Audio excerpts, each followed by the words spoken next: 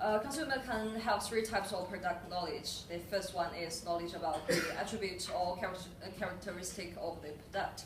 The second one is the positive consequence or benefit of using this product, which refers to the functional consequence and the social consequence. And the third one is the values and that the product helps consumers satisfy or achieve.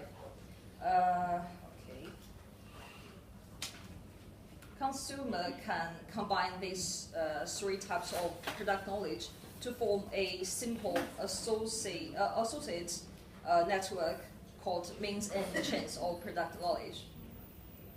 The main point of this model is that the consumer think in terms of personal knowledge structure linking thinkable product attributes to functional and psychosocial consequence, and in turns to more abstract and personal values and goals. Let me just make a quick example for this model. Say I have to purchase my favorite potato chips. First thing I think is the attribute of this particular brand. Say the flavor, like barbecue. And then I think of the functional consequence of eating these potato chips. Maybe it tastes good. And then following by that, I may think of the psychosocial consequence. Maybe it makes me more happy or joyful. Then at the end, the value of eating these potato chips makes me, I think, maybe help me to in my own consideration. Maybe help me to obtain my own social recognition. To learn a new product knowledge, one academic research identified that people may go through the cognitive learning.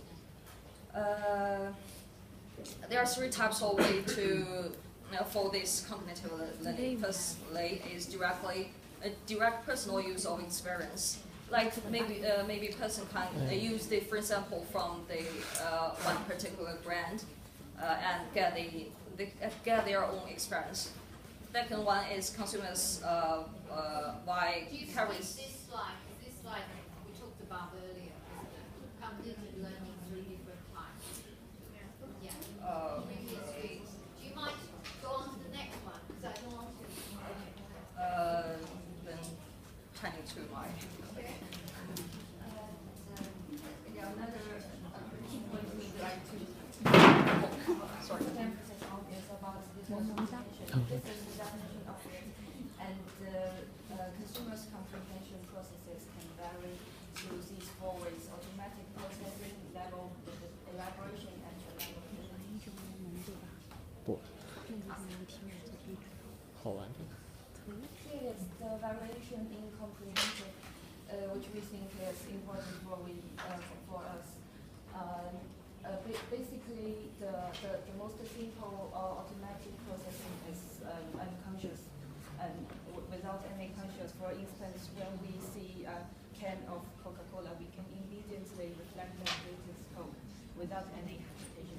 But with the more the opposite one is consumers who may need higher level of awareness. And generally speaking, the latter side is more about the reflect to the tangible meanings. For example, the product attributes, and the right side refers to the more intangible, something like abstract and more elaborate.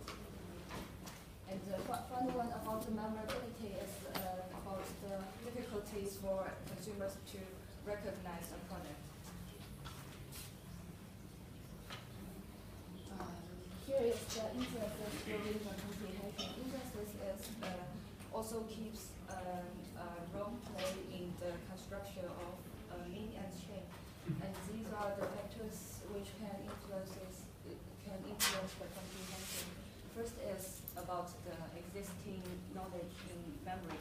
And also the environment and the exposure can also affect the ability to and the motivation to compete. And for instance, the retailers may want to provide a more comfortable environment for the consumers to let them feel more willing to spend time to absorb the market information. And about the Can I ask the next slide, because this is example.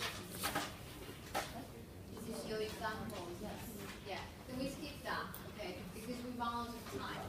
What's the last one? Is this the last one? Yes. Okay. So basically, this is your example explaining involvement and problem knowledge, and how involvement influences people's perception of problem knowledge. Okay.